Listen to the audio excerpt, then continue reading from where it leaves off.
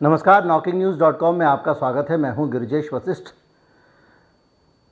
अंग्रेज़ पूरी दुनिया में जिन्होंने राज किया, जिनकी ताकत, जिनके राज में सूरज नहीं डूबता था, उनका हाल आज क्या है, ये जानकर आप विचलित हो जाएंगे। और इसकी एक बहुत बड़ी वजह है एक ऐसी शक्ति, महाशक्ति के चक्कर में पड़ जाना जिसके चक्कर में हम नहीं पड़े तो हम बचे हुए हैं। भूखों मरने की नौबत है। जी हाँ, ब्रिटेन में लोगों के भूखों मरने की नौबत है। कई लोग खाना नहीं खा पा रहे हैं और ये हाल ब्रिटेन की आधी आबादी का है।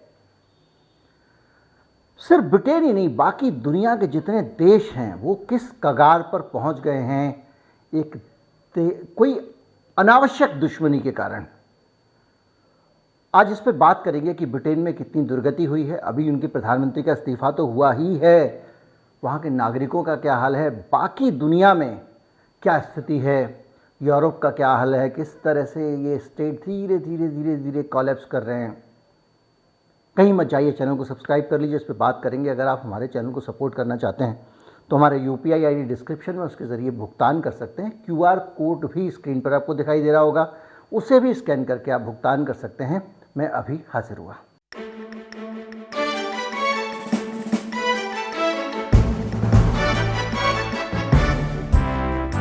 बातचीत शुरू करूं उससे पहले मैं आपको कुछ ऐसे आंकड़े बताना चाहता हूं जो आसानी से आपको कहीं गूगल करके मिलेंगे नहीं। जैसे कि भारत में 200 साल में अंग्रेज़ कितना धन लूट कर ले गए, ये आंकड़ा आम तौर पे आपको कहीं मिलेगा नहीं। एक अर्थशास्त्री हैं जानी मानी, उनका नाम है उत्साह पटनायक। उन्होंने अपना एक निबंध लिखा जिसमें सारा हिसाब किताब लगा के लोगों के सामने रखा। उत्साह पटनायक बताती हैं कि अंग्रेज़ों ने भारत का करीब $45 ट्रिलियन लूट लिया, जिसको अगर आप गिनने चलें तो आपका 7, 4, 11 और 5, 16 अंकों की संख्या बनती है। लूट लिया।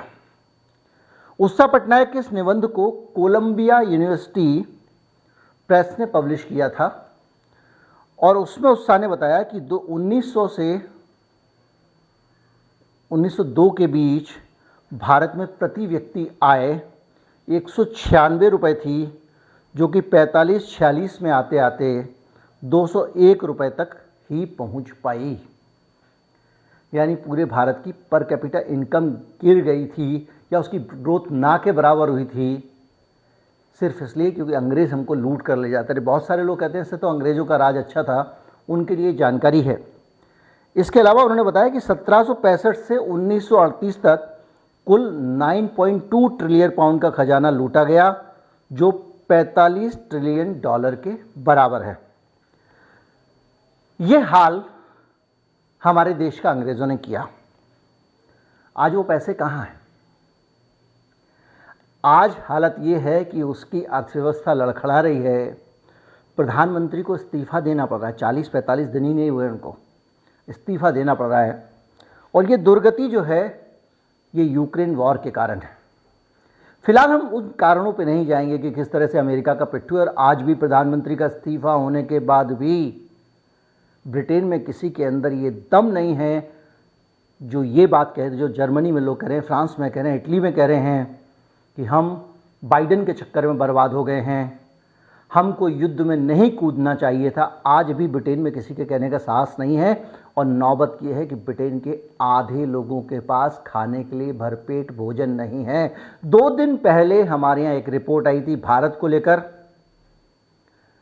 जिसमें बताया गया था कि भारत कुपोषण का शिकार है और उसकी रैंकिंग 117वीं है न्यूट्रिशन के मामले में, याद कीजिए। और आज हम ब्रिटेन की बात करें तो 50% परिवार ब्रिटेन के अब पहले की तरह हेल्दी भोजन नहीं कर पा रहे हैं। पहले कोरोना को लेकर एक दुनिया में सनकीपना चला जिसको हर आदमी के ऊपर थोपा गया, और उसके बाद ये युद्ध 80% परिवारों को आर्थिक मुश्किलों का सामना करना पड़ा है ब्रिटेन में।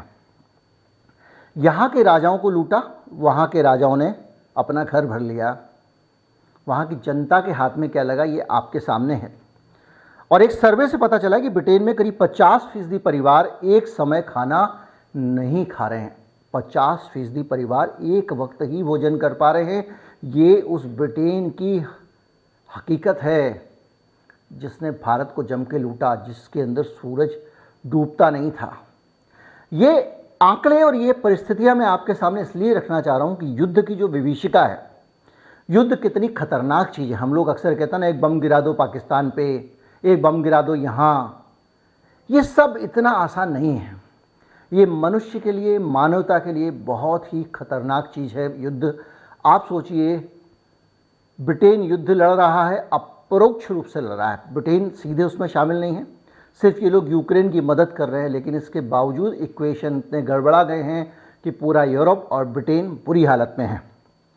एनर्जी प्राइस फ्रीज लगाया था ब्रिटेन ने, यानी कि एक तय समय तक जो एनर्जी के प्राइस हैं वो बढ़ेंगे नहीं। यानी जैसे कि आपका गैस का प्राइस है, नहीं बढ़ेगा, पेट्रोल का प्राइस है, नहीं बढ़ेगा। अब ऐलान हुआ है कि सर्दियों के बाद उस फ्रीज को हटा दिया जाएगा। उतने भर से इंग्लैंड में इन्फ्लेशन जो है वो 10% को पार कर गया है। महंगाई की दर 10% को पार कर चुकी है। और ये पूरा सर्वे आया एक WHICH, एक कंज्यूमर ग्रुप है, उसका सर्वे है। इस सर्वे में बताया गया कि जैसे ही ये जो एनर्जी फ्रीज हटाएंगे, प्राइस फ्रीज, यानी सीधे सीधे उन्होंने एनर्जी के प्राइस जो हैं अभी फिक्स कर दिया, कोई बढ़ाएगा नहीं। लेकिन जैसे ही अब ये ऐलान हो गया है कि जैसे ही ये कैप हटेगा, जैसे ही एनर्जी के प्राइस बढ़ने शुरू हो जाएंगे, डीजल, पेट्रोल, कोयला और आपका गैस के प्राइस, वैसे ही ब्रिटेन और ज़्यादा नारकी स्थिति में पहुंच जाएगा, क्योंकि लोग फिर अपना घर भी गर्म नहीं रख पाएंगे।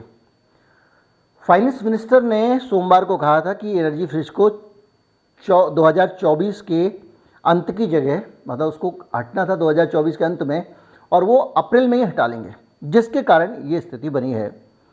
और ये सब बता रहा है कि आर्थिक रूप से कमज़ोर ब्रिटेन के करोड़ों लोग भूखमरी के कगार पर पहुंच जाएंगे। ये ब्रिटेन की हकीकत है। भारत में ये स्थिति सिर्फ इसलिए नहीं आई है क्योंकि भारत इस युद्ध में तटस्थ रहा।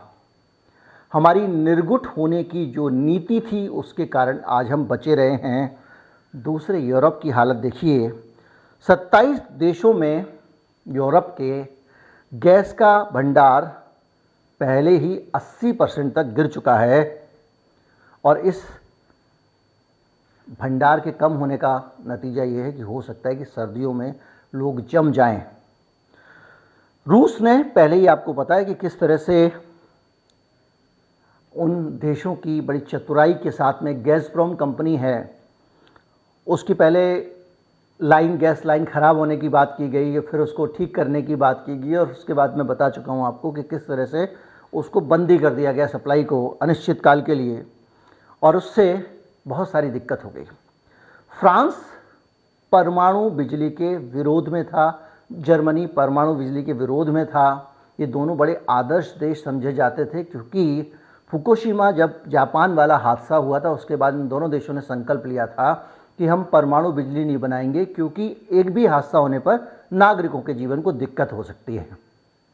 अब ये देश 2023 में दोबारा से अपने परमाणु रिएक्टर्स को चालू करने की सोच रहे हैं, ताकि उनके पास में थोड़ा सा एनर्जी और बिजली आ जाए। ये सिर्फ इसलिए हो रहा है कि यूक्रेन को नाटो में शामिल करने की एक अमेरिकी जिद, और उस जिद के कारण रूस का नाराज़ हो जाना, असुरक्षित अनुभव करना, क्योंकि रूस की सीमा से अटे हुए किसी इलाके में अगर नाटो फोर्सेस तैनात हो जाएंगे, रूस की सुरक्षा के लिए खतरा हो सकता था। और उसका यूक्रेन को आगाह करना, यूक्रेन का नहीं मानना और उसकी मिलिट्री ऑपरेशन कर देना, यह सिर्फ उसका नतीजा है कि आज पूरा यूरोप भुगत रहा है। इनके हथियारों के भी खजाने खाली हो गए हैं, इनके बाकी खजाने भी खाली हो गए हैं। अभी मैं आपको और बताता हूँ कि किस किस तरह के नुकसान हुए हैं, लेकिन उसके बीच में, नुकसान के बीच में पहले एक फ़ायदे की बात कर लेते हैं।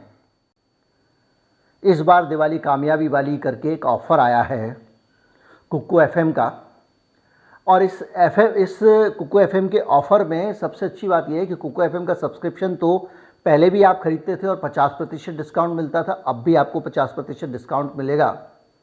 लेकिन इस ऑफ़र में आपको लकी ड्रॉ में भी शामिल होने का मौका मिलेगा।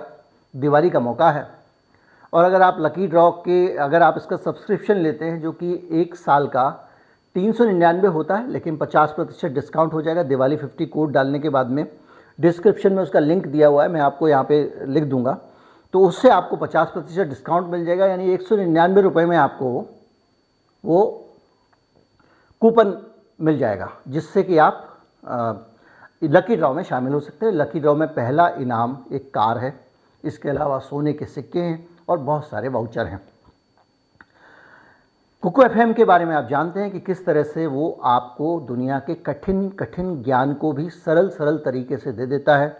अंग्रेज़ी की किताबें, दुनिया भर की अलग अलग भाषाओं की किताबें, और उनको आपको अपनी भाषा में ना सिर्फ ट्रांसलेट करता है बल्कि बोल कर सुना देता है उसकी समरी, ताकि आप समझ जाएं कि उस किताब में क्या लिखा हुआ है।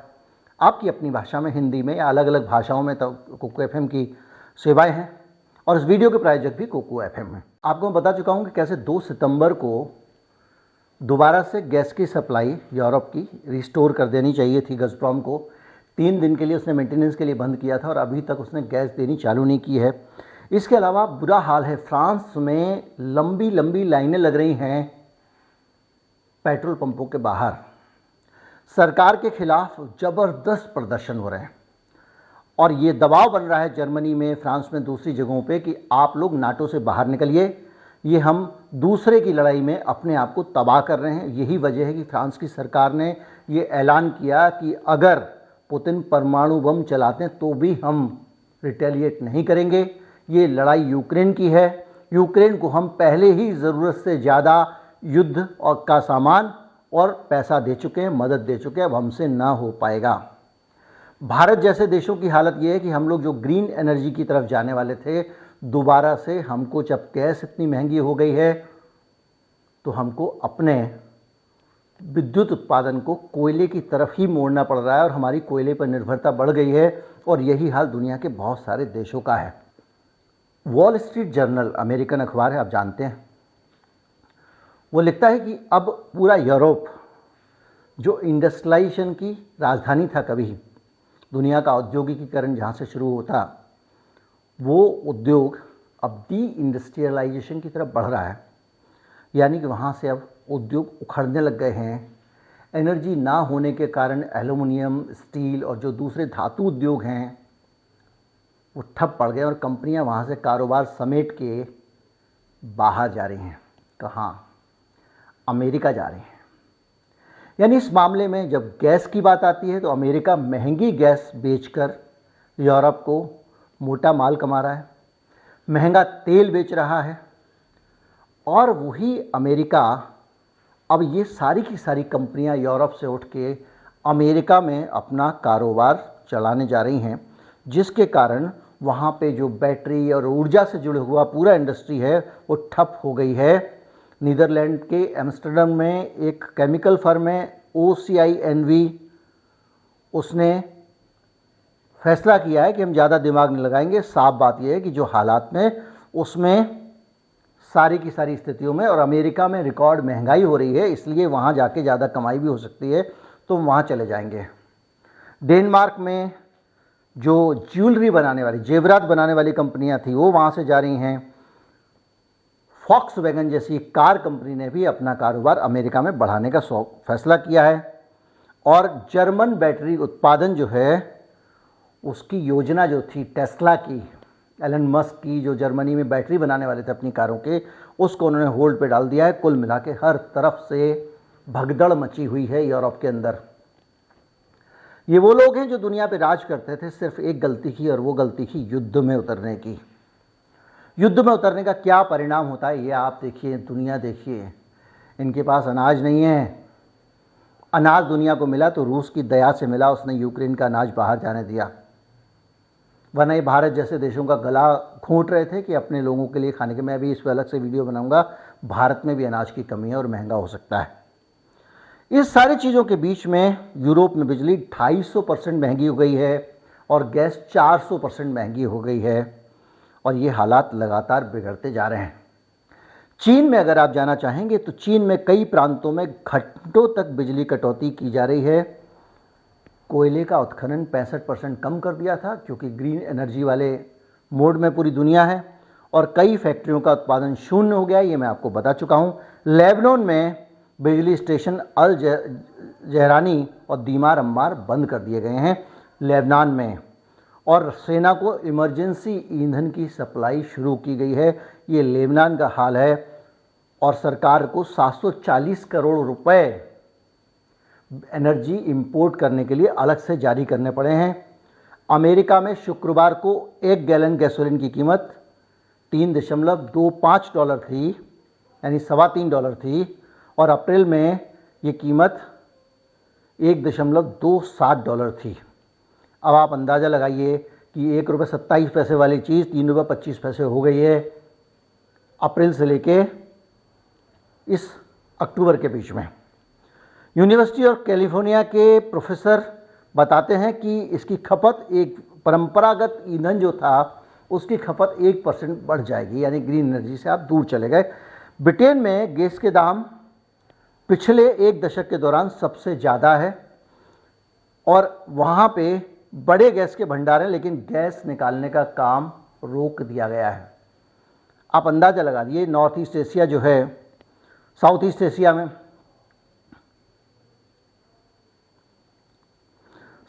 एशिया में, सितंबर के बाद से नेचुरल गैस के दाम में 85% की वृद्धि हो चुकी है, और ये 13 सालों का रिकॉर्ड है।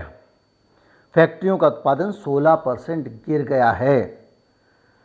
ये सारी चीज़ें आपको बताती हैं कि किस तरह से पूरी दुनिया इस एक जिद के कारण लड़खड़ा गई है।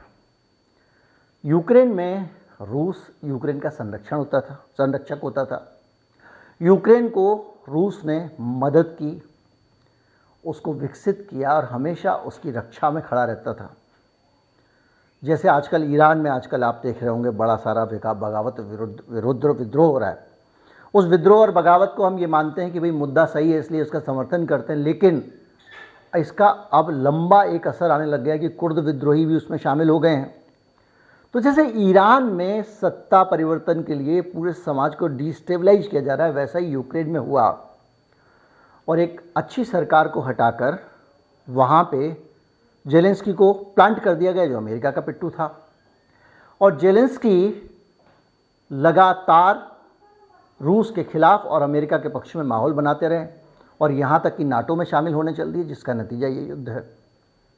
यानी एक शांत प्रदेश को बाहर से हस्तक्षेप करके गड़बड़ा दिया गया, जो स्थितियाँ ताइवान में हो रही हैं आप देख रहे हैं, और हमारे अब पीओ के कश्मीर में भी कमेंट करना उन्होंने शुरू कर दिया है। जो भी है, हालत यह है कि पेरिस में एफिल टावर में लाइट समय से पहले बंद की जा रही है। कई ऐतिहासिक इमारतों की बिजली भी शाम को ही बंद कर दी जाती है। जो वहाँ रेस्तरां चलाने वाले हैं वो रेस्तरां नहीं चला पा रहे हैं, बहुत दिक्कत आ रही है उनको फ्रांस में, क्योंकि उनका जो ओवन चलता है, ओवन चलाने के लिए उनके पास में ऊर्जा नहीं है। उनके ओवन बंद पड़े हुए हैं, ना तो गैस है उनके पास, ना बिजली है। फल और सब्जी पैदा करने वालों के ग्रीन हाउस जो हैं उनके अंदर भी बिजली की कमी हो गई है, और जलाऊ लकड़ी का स्टॉक लगातार किया जा रहा है, लेकिन अर्बन इलाकों में जलाऊ लकड़ी की भी उपलब्धता नहीं है, जब गांव में है। ये सारी स्थिति फ्रांस की है। कुल मिला के पूरे यूरोप में ज़बरदस्त संकट चल रहा है। बिजली बिलों में 750% की बिजली की बिलों में बढ़ोतरी हो चुकी है, और ये सब चीज़ें बताती हैं कि एक छोटी सी गलती भी दुनिया को विभीषिका में धकेल सकती है। जिन सारे मुल्कों में ये तबाही आई है, उन मुल्कों को वो युद्ध में सीधे नहीं कूदे हैं, वो एक युद्ध को केवल मदद करें एक मुल्क को, और उन्होंने एक देश पर कुछ सैंक्शन लगाए। इतने भर से इतना बदलाव आ गया। लोग कहते हैं तीसरा विश्व युद्ध हो जाना चाहिए, जब होगा तो क्या होगा इसकी कल्पना कर लीजिए आप। वॉर बहुत खतरनाक होता है, इसीलिए जो समझदार लोग होते हैं वो अपना देश भी जब युद्ध में दौड़ रहा होता है, अपना देश भी जब युद्ध में कूद रहा होता है, तो सड़कों पर आते हैं और कहते हैं युद्ध बंद करो, जैसा रूस में हुआ। उम्मीद करता हूँ वीडियो आपको अच्छा लगा होगा। अच्छा लगा हो तो ज़्यादा से ज़्यादा लोगों तक पहुँचाएं, चैनल को सब्सक्राइब कर लें, और दुनिया भर को लूटने वाले की जो ये कहानी है कि वो खुद लुट रहा है कि लोगों तक पहुंचाएं। वीडियो को ज़्यादा से ज़्यादा लोगों तक शेयर करें और कुकू एफएम की स्कीम का लाभ लेना चाहते हैं तो उनका लिंक डिस्क्रिप्शन में है, कोड स्क्रीन पर लिखा है। नमस्कार, जय हिंद।